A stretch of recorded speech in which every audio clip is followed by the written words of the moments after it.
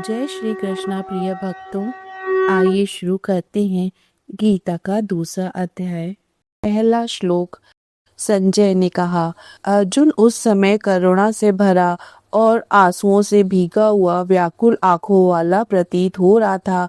भगवान मधुसूदन ने उस पर ध्यान देते हुए उसे समझाने के लिए यह वचन कहा। दूसरा श्लोक। भगवान श्री कृष्ण ने कहा, प्रिय अर्जुन, इस समय तुम्हारे हृदय में यह मोह और भ्रम क्यों उत्पन्न हुआ है? यह विचार न तो श्रेष्ठ पुरुषों द्वारा उचित माना गया है, न ही इससे स्वर्ग की प्राप्ति होती है, और न ही यह कीर्ति या सम्मान दिलाने वाला है। तीसरा श्लोक। भगवान ने कहा, हे पार्थ, तुम में यह डर और हृदय की दुर्बलता नहीं होनी चाहिए।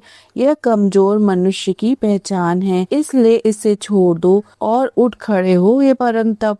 चौथा श्लोक। अर्जुन ने कहा, हे मधुसूदन, मैं कैसे अपने गुरु भीष्म और द्रोण जैसे सम्मानीय लोगों के विरुद्ध शस्त्र चलाऊं? यह मेरे लिए असंभव सा लगता है। पांचवा श्लोक। इसलिए मैं इन महानुभाव गुरुजनों को न मारकर इस लोक में भिक्षा का अन्न खाना भी कल्याणकारक समझता हूँ, क्योंकि गुरुजनों को मारकर भी इस लोक में रिद्धि सिद्धि से भरे हुए अर्थ और काम रूप भोगों को ही भोगूंगा।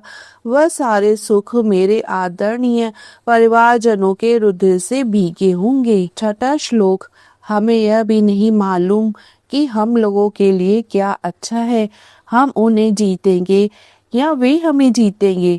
जिनको मारकर हम जीना नहीं चाहते, वे ही हमारे सामने युद्ध भूमि में खड़े हैं। ये धृतराष्ट्र के पुत्र, इन अपनों को मारकर जीवन का कोई अर्थ नहीं है। सातवां श्लोक। अब मेरा स्वभाव दुर्बलता और दया से ढक गया है। धर्म क्या है यह समझने की शक्ति मुझसे चली गई है। इसलिए हे कृष्ण, मैं आपसे विनम्र निवेदन करता हूँ, कृपया मुझे स्पष्ट बताइए कि मेरे लिए वास्तव में क्या श्रेष्ठ है। मैं अब आपका शिष्य बन गया हूँ, आपको ही अपना मार्गदर्शक मानकर आपकी शरण में आया हूँ। कृपया मुझे शिक्षा दें कि मुझे क्या करना चाहिए। आठवां श्लोक। मैं ऐसा कोई उपाय नहीं देखता हे कृष्ण जो मेरे इस गहरे शोक को दूर कर सके। यह दुख मेरे हृदय और इंद्रियों को सुखा देने वाला है। यदि मुझे पृथ्वी पर समृद्ध और बिन प्रतिस्पर्धी राज्य मिल जाए या देवताओं का भी आधिपत्य प्राप्त हो जाए, तब भी यह दुख मिट नहीं सकता। नवां श्लोक। संजय ने कहा, इस प्रकार जब अर्जुन, जो नींद पर विजय पाने वाले हैं, ने ऋषिकेश भगवान श्री कृष्ण से यह कहा, हे गोविंद, मैं युद्ध नहीं करूंगा, तब वह मौन हो गए और अपने रथ पर चुपचाप बैठ गए। 10वां श्लोक। हे भारत, उस समय ऋषिकेश ने दोनों सेनाओं के बीच शोक से ग्रस्त अर्जुन से मुस्कुराते हुए यह वचन कहे। 11वां श्लोक। भगवान श्री कृष्ण बोले, अर्जुन, तू उन लोगों के लिए शोक कर रहा है जिनके लिए शोक करना उचित नहीं। तेरी बातें तो विद्वानों जैसी हैं, लेकिन तेरी सोच में भ्रम है। सच्चे पंडित न तो जीवितों के लिए शोक करते हैं और न ही उनके लिए जो शरीर छोड़ चुकी हैं। फिर तू क्यों इस तरह दुख में डूबा है? 12वां श्लोक।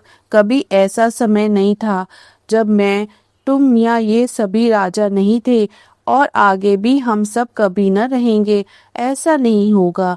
हम सब सदा से हैं और सदा रहेंगे। 13वां श्लोक। जैसे इस शरीर में आत्मा बचपन, जवानी और बुढ़ापे का अनुभव करती है, वैसे ही मृत्यु के बाद वह नया शरीर प्राप्त करती है। ज्ञानी व्यक्ति इस परिवर्तन से भ्रमित नहीं होता। 14वां श्लोक। हे कुंती पुत्र, इंद्रियों और उनके विषयों के संपर्क से ही सर्दी, गर्मी और सुख दुख की अनुभूति होती है। ये आते जाते रहते हैं, स्थायी नहीं है, इसलिए इन्हें सहन कर। 15वां श्लोक। हे श्रेष्ठ पुरुष, जो व्यक्ति सुख दुख में समान रहता है और इनसे विचलित नहीं होता, वही वास्तव में अमरत्व के योग्य बनता है। 16वां श्लोक। असत्य का कोई अस्तित्व नहीं है और सत्य का कभी नाश नहीं होता। तत्वदर्शी ज्ञानी इन दोनों की सच्ची सीमा को जान लेते हैं। 17वां श्लोक, जिससे यह संपूर्ण जगत व्याप्त है उसे अविनाशी जानो। उस आत्मा का कोई भी नाश नहीं कर सकता, वह सदा अविनाशी और शाश्वत है। 18वां श्लोक, ये शरीर नाशवान है परंतु इनमें रहने वाली आत्मा सदा स्थायी और अप्रमेय है, इसलिए हे भारत तू युद्ध कर। 19वां श्लोक, जो आत्मा को मारने वाला समझता है या इसे मरा हुआ मानता है, दोनों ही अज्ञानी हैं। आत्मा न तो किसी को मारती है और न ही मारी जाती है। 20वां श्लोक, आत्मा कभी जन्म नहीं लेती और कभी मरती नहीं, वह न कभी उत्पन्न हुई है न आगे होगी। यह अजन्मा, नित्य, शाश्वत और पुरातन है। शरीर के नष्ट हो जाने पर भी आत्मा का नाश नहीं होता। आत्मा सदैव अमर है, वह मरती नहीं है। 21वां श्लोक, हे पार्थ, जो यह जानता है कि आत्मा अविनाशी, नित्य, अजन्मा और अव्यय है, वह मनुष्य कैसे किसी को मार सकता है या किसी को मरवा सकता है। 22वां श्लोक, जैसे मनुष्य पुराने वस्त्रों को त्याग कर नए वस्त्र धारण करता है, वैसे ही आत्मा पुराने शरीर को छोड़कर नए शरीरों को धारण करती है। शरीर नश्वर है पर आत्मा सदा एक ही रहती है। 23वां श्लोक, आत्मा को न तो कोई शस्त्र काट सकता है, न अग्नि द्वारा जल सकती है, न जल उसे गीला कर सकता है और न ही वायु उसे सुखा सकती है। वह सब तत्वों से परे और अजर अमर है। 24वां श्लोक, यह आत्मा न तो काटी जा सकती है, न जलाई जा सकती है, न यह गीली होती है और न ही सुखाई जा सकती है। यह नित्य, सर्वव्यापी, स्थिर, अचल और सनातन है। 25वां श्लोक, यह आत्मा अव्यक्त है, चिंतन से परे है और इसमें कोई परिवर्तन नहीं है, इसलिए हे अर्जुन, इसे ऐसा जानकर तू शोक करने के योग्य नहीं है। 26वां श्लोक, और यदि तू यह मान भी ले कि आत्मा बार बार जन्म लेती है और बार बार मरती है, तब भी हे महाबाहु तू शोक करने योग्य नहीं है। 27वां श्लोक, जो जन्म ले चुका है उसकी मृत्यु निश्चित है और जो मर चुका है उसका पुनर्जन्म भी निश्चित है, इसलिए जिस बात को टाला नहीं जा सकता उसके लिए शोक करना उचित नहीं है। 28वां श्लोक, हे भारत, सभी प्राणी अपने अव्यक्त रूप में थे और फिर व्यक्त हुए हैं और अब व्यक्त हैं। जो अव्यक्त हैं वे भी अंततः फिर अव्यक्त हो जाएंगे, इसलिए जो आत्मा है उसे केवल देखने या न देखने से दुख नहीं होता। आत्मा नित्य है और उसकी प्रकृति स्थिर है। 29वां श्लोक, कुछ लोग आत्मा को देखकर विस्मित रह जाते हैं, कुछ इसके बारे में सुनकर आश्चर्य करते हैं और कुछ इसे लेकर बात करते हुए भी हैरान होते हैं, परंतु बहुत से लोग इसे सुनकर भी ठीक से समझ नहीं पाते क्योंकि आत्मा का रहस्य समान बुद्धि से परे है। 30वां श्लोक, हे भारत, शरीर में स्थित यह आत्मा सदा अवध है, इसे किसी भी तरह से मारा नहीं जा सकता, अतः तू किसी भी जीव के लिए शोक करने योग्य नहीं है। 31वां श्लोक, हे अर्जुन, अपने स्वधर्म को देखते हुए भी तुझे विचलित नहीं होना चाहिए, क्योंकि धर्म के लिए लड़ा हुआ युद्ध क्षत्रिय के लिए सबसे श्रेष्ठ कर्म है।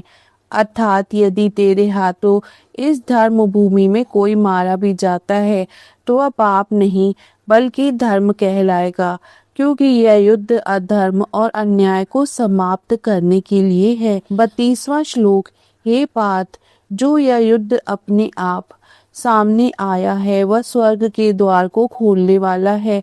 ऐसा अवसर पाकर वे क्षत्रिय धन्य हैं जो ऐसे धर्म युद्ध को प्राप्त होते हैं। 33वां श्लोक, हे अर्जुन, यदि तू इस धर्म के लिए लड़े जाने वाले युद्ध से पीछे हट जाएगा तो अपने धर्म और यश दोनों को खो देगा और इससे तुझे पाप प्राप्त होगा।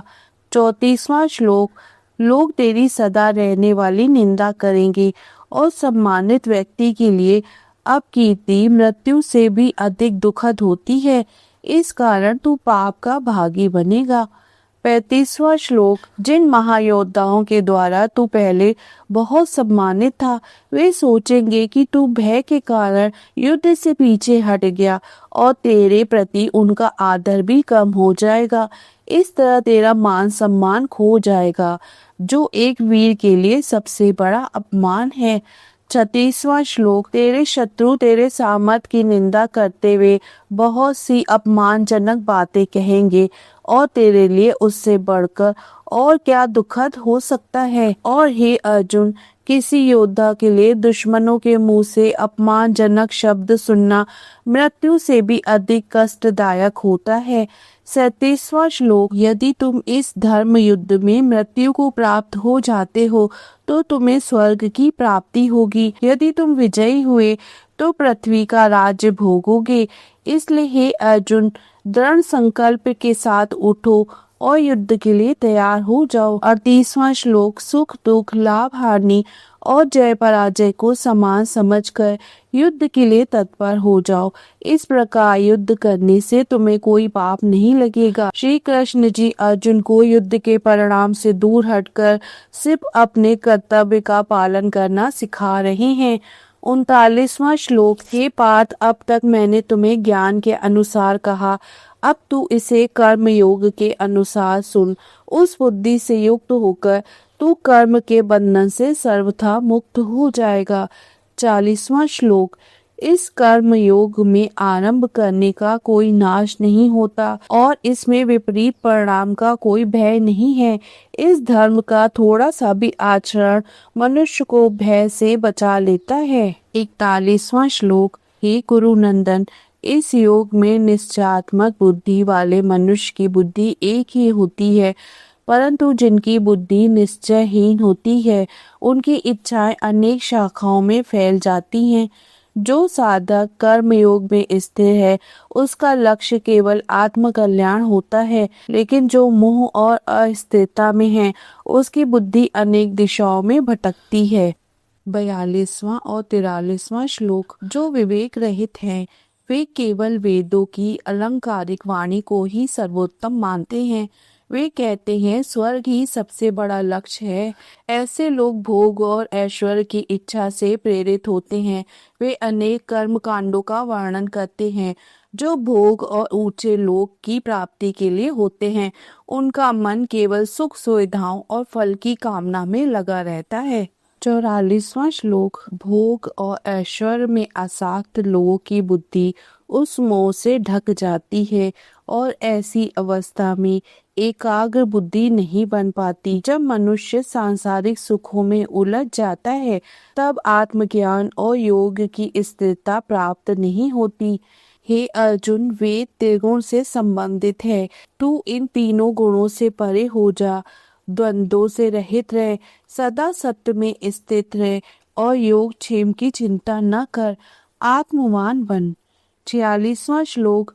जैसे जब किसी मनुष्य को एक विशाल और सर्वत्र जल से भरा हुआ सरोवर मिल जाता है तो उसके लिए छोटे कुएं की उपयोगिता लगभग समाप्त हो जाती है, उसी प्रकार जब किसी ज्ञानी पुरुष को ब्रह्म अर्थात परमात्मा का साक्षात्कार हो जाता है तब उसके लिए वेदों का अध्ययन और कर्मकांड उतने आवश्यक नहीं रह जाते, क्योंकि उस अवस्था में मनुष्य स्वयं उस परम सत्य में स्थित हो जाता है।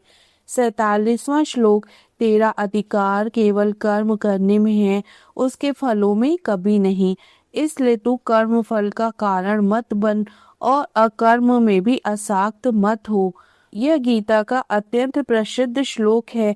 भगवान बताते हैं कि कर्म करना हमारा धर्म है, लेकिन उसके फल की चिंता नहीं करनी चाहिए। यही निष्काम कर्म योग है। 48वां श्लोक। हे धनंजय, तू आसक्ति को त्याग कर, सफलता और असफलता दोनों में समान बुद्धि रखकर अपने कर्तव्य कर्मों को कर।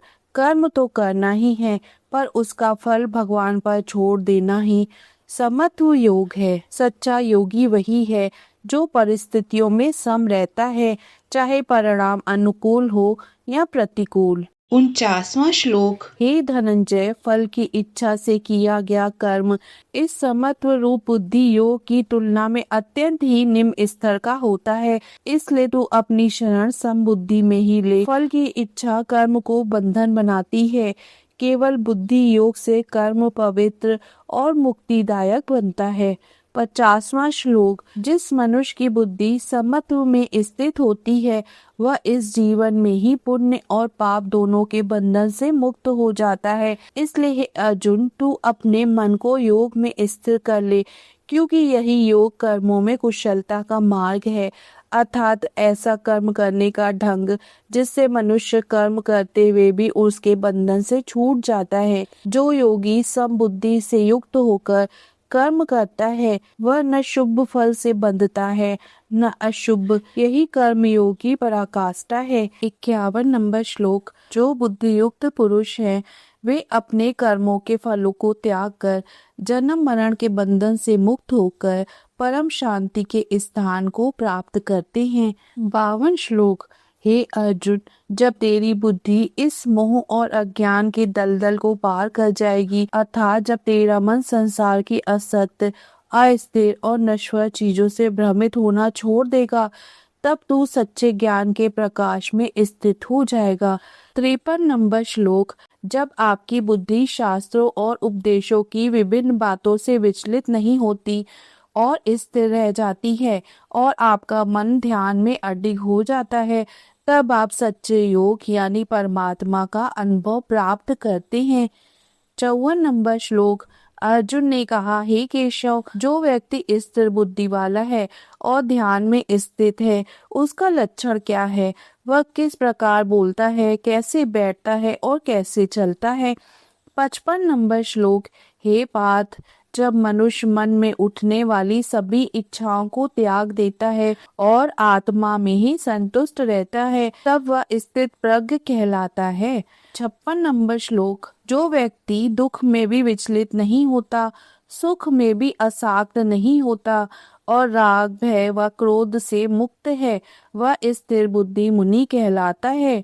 जो व्यक्ति दुख में परेशान नहीं होता, सुख में बहुत अधिक आकर्षित नहीं होता और न ही राग भय और क्रोध से प्रभावित होता है, उसे स्थिर बुद्धि मुनि कहा जाता है। 57 नंबर श्लोक। जो मनुष्य किसी भी वस्तु या व्यक्ति से अत्यधिक लगाव नहीं रखता, जो व्यक्ति हर जगह समान भाव से रहता है और जब उसे सुखद या दुखद दोनों प्रकार की परिस्थितियां प्राप्त होती हैं तो वह न तो प्रसन्न होता है न ही द्वेष करता है, ऐसे पुरुष की बुद्धि दृढ़ और स्थिर कही जाती है। 58 नंबर श्लोक। जिस प्रकार कछुआ बाहरी खतरे या प्रलोभन देखकर अपने हाथ पांव भीतर खींच लेता है, उसी प्रकार जब मनुष्य अपनी इंद्रियों को संसार के आकर्षणों से हटा लेता है और मन को भीतर की शांति में स्थिर कर देता है, तभी उसकी बुद्धि स्थिर कही जाती है। 59 नंबर श्लोक। इंद्रियों से जुड़े भोग विषय तो इंद्रियों से दूर किए जा सकते हैं, लेकिन उनके स्वाद या आकर्षण का भाव मन में रह जाता है। पर जब व्यक्ति परमात्मा या आत्मा के परम आनंद का अनुभव कर लेता है तब उन भोगों का आकर्षण भी अपने आप समाप्त हो जाता है। यानी कि केवल बाहरी संयम काफी नहीं होता। जैसे कोई व्यक्ति भोजन से परहेज करे पर मन में स्वाद की इच्छा बनी रहे। सच्चा संयम तब होता है जब मन भी भीतर से विरक्त हो जाए, और यह केवल तब संभव है जब कोई परम आनंद यानी ईश्वर या आत्मज्ञान का सुख अनुभव कर ले। उसके बाद सांसारिक सुख अपने आप फीके लगने लगते हैं। 60 नंबर श्लोक। हे अर्जुन, ज्ञानी और प्रयत्नशील व्यक्ति का मन भी यदि सावधान न रहे तो चंचल इंद्रियां उसे बलपूर्वक भटका देती हैं। 61 नंबर श्लोक। साधक का कर्तव्य है कि वह अपनी सभी इंद्रियों को नियंत्रित करे और मन को एकाग्र कर पूर्ण ध्यान और समर्पण के साथ ईश्वर में स्थित हो। जिस पुरुष की इंद्रियां वश में होती हैं, उसकी बुद्धि स्थिर, अडिग और संतुलित हो जाती है। 62 नंबर श्लोक। जब मनुष्य बार बार भोग विषयों के बारे में सोचता है तो उनमें आसक्ति उत्पन्न होती है। आसक्ति से कामना पैदा होती है और जब कामना पूरी नहीं होती तो क्रोध उत्पन्न होता है। 63 नंबर श्लोक। क्रोध से मनुष्य में भ्रम पैदा होता है। भ्रम से उसकी स्मृति यानी सही समझ मिट जाती है। स्मृति के नष्ट होने पर बुद्धि नष्ट हो जाती है और जब बुद्धि नष्ट हो जाती है तो मनुष्य का पतन हो जाता है। 64 नंबर श्लोक। लेकिन जो साधक अपने मन और इंद्रियों को वश में कर लेता है और राग द्वेष से मुक्त होकर संयमित इंद्रियों द्वारा विषयों का सेवन करता है, वह अपने भीतर गहरी शांति और प्रसन्नता का अनुभव करता है। 65 नंबर श्लोक। जिस मनुष्य का चित्त प्रसन्न और शांत रहता है उसके सब दुख अपने आप मिट जाते हैं। जब मन प्रसन्न होता है तो बुद्धि तुरंत स्थिर हो जाती है और जो व्यक्ति स्थिर बुद्धि वाला होता है वह जीवन के हर उतार चढ़ाव में संतुलित रहता है। 66 नंबर श्लोक। जिस व्यक्ति का मन और इंद्रियां वश में नहीं हैं, उसके भीतर न तो स्थिर बुद्धि होती है और न ही सच्ची भावना या श्रद्धा टिक पाती है। ऐसे व्यक्ति के मन में जब स्थिरता नहीं होती तो उसे शांति भी नहीं मिलती और जब शांति ही नहीं है तो सुख की प्राप्ति कैसे हो सकती है। 67 नंबर श्लोक।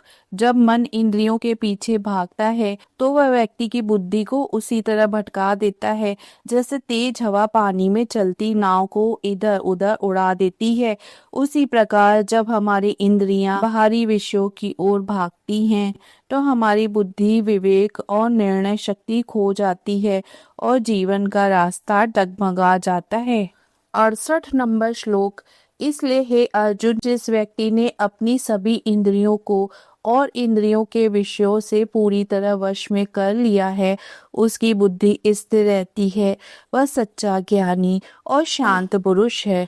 69 नंबर श्लोक। जो स्थिति सबके लिए रात के समान है उसमें संयमी व्यक्ति जागृत रहता है यानी सचेत और समझदार होता है और जिस विषय में सब लोग जागते हैं तो वह ज्ञानी पुरुष के लिए रात यानी अर्थहीन के समान होती है। ज्ञानी और अज्ञानी की दृष्टि एक दूसरे के विपरीत होती है। जहाँ संसार सोता है वहाँ ज्ञानी जागता है। 70 नंबर श्लोक। जैसे नदियाँ लगातार समुद्र में गिरती हैं फिर भी समुद्र स्थिर और अचल रहता है, वैसे ही जिस व्यक्ति के भीतर असंख्य इच्छाएं आती हैं पर वह विचलित नहीं होता वही सच्ची शांति प्राप्त करता है, परंतु जो इच्छा के पीछे भागता है उसे कभी शांति नहीं मिलती। 71 नंबर श्लोक। जो व्यक्ति सब प्रकार की इच्छाओं को त्याग कर वासना रहित अहंकार और ममता से मुक्त होकर संसार में रहता है वही सच्ची शांति को प्राप्त करता है। हे अर्जुन, यह जो अवस्था बताई गई है यह ब्रह्मी स्थिति कहलाती है। जो इस स्थिति को प्राप्त कर लेता है वह कभी भ्रमित नहीं होता और जो जीवन के अंत में भी इस स्थिति में स्थित रहता है वह परम शांति अर्थात मोक्ष को प्राप्त करता है। गीता का दूसरा अध्याय समाप्त होता है। अब हम तीसरे अध्याय के साथ आपसे फिर मिलेंगे प्रिय भक्तों।